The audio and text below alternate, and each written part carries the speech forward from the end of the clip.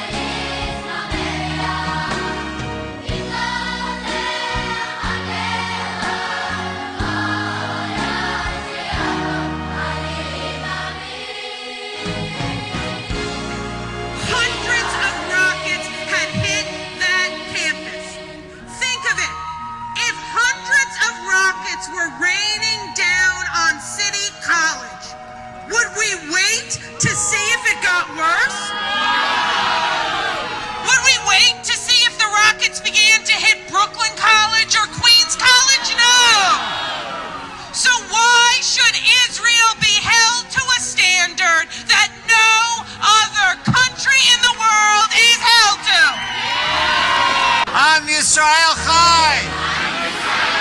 I can't hear you. I'm Israel Chai! Ladies and gentlemen, if you just turn around for a second, we've crossed over 3rd Avenue. We're between 3rd and Lex. We have thousands and thousands of people here today. Thousands and thousands to say, we stand with Israel. How do you explain that people want this little tiny state of Israel to go away? Not only to go away, but to fire rockets indiscriminately. I've been there 3 times. I've been in State Road many times. And 3 times in State Road when rockets have fell, they're just directed, fired, wherever they land. They'll kill children, men, women. It doesn't make any difference. Not fired at the military. Enough to your more than 8,000 Qassam rockets and enough of your lawlessness. Instead of a democracy, Hamas created a society of death and destruction. Instead of schools, Hamas produces suicide bombers. Instead of recreation for children, Hamas produces rockets. Instead of roads, Hamas produces tunnels for weapon smuggling. And today, as Israel defends itself and its citizens, we know more than ever before, if Hamas would set down their weapons, there would be no more war. But if Israel would set down their weapons, there would be no more Israel. I think the world is afraid to stand up to what is a radical Islamization that's spreading across Europe and that is coming to everywhere. And they're afraid. They see what happens when they stand up and they raise their voices, and they're afraid. And I think that the world needs to stand up now before it's too late. These Qassam missiles are like a deadly virus. It's not the size. It might be small, it might be invisible. But it is the threat.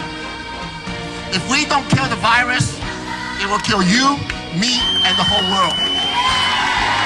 But I think people should know right from wrong. They should know flying a Qassam missile to another territory into your neighbor is going to kill someone. And I think that, even under Hitler, that some people have sense want to kill him because that's evil.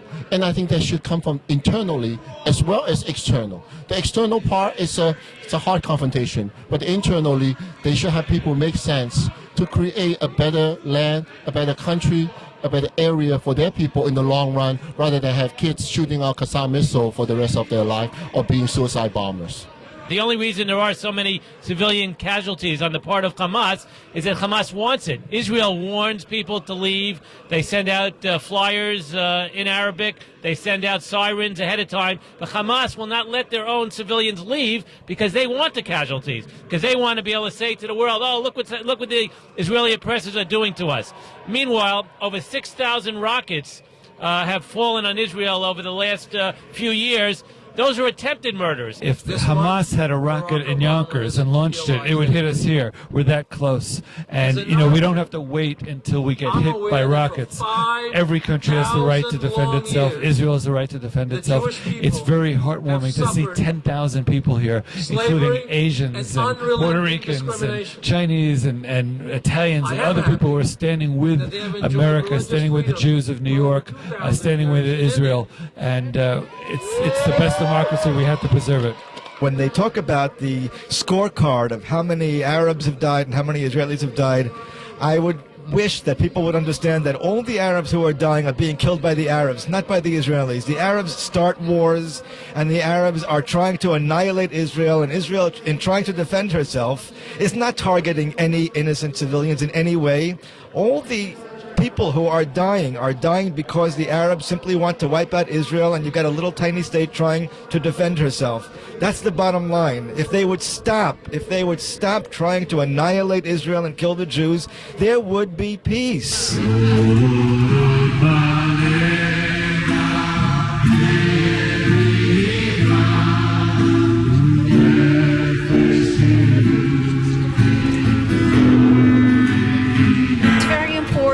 People who support Israel see other people who support Israel and learn you're not alone, and that so many people love Israel and love freedom and are so proud to be a supporter of it, and to literally show the flag. Prima Israel, first Israel, Prima Israel, second Israel, third Israel, all Israel.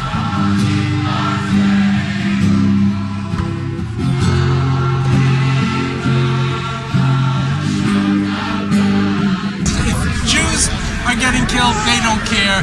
But if Jews defend themselves, then the Jews are doing something terrible. It's unbelievable how the world isn't outraged that somebody says we want you off the map, and it's acceptable. It came to the point where it's now acceptable. It's acceptable for children to have rockets on their head every single day. It became acceptable. That's a problem with the world. If we don't stand up for ourselves, we can't expect anybody else in the world to stand up for us, and certainly not God. We have to help God.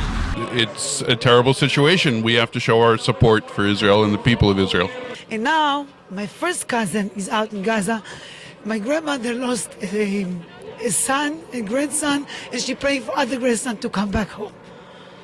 What we've learned here today is that people from all parts of our government, our Congress, the city, all different levels of government are clearly stating in very clear words that they support Israel and Israel's right to defend itself. It's great that we have Christians here, we have Hindus here, we have Irish Jews, we have tons of people supporting us, showing our support for Israel. Coming to rallies like this and possibly going to Israel to help out, these are the things that I can do as a private citizen. One final question, and this is the easy question. What's going to be? We're going to win.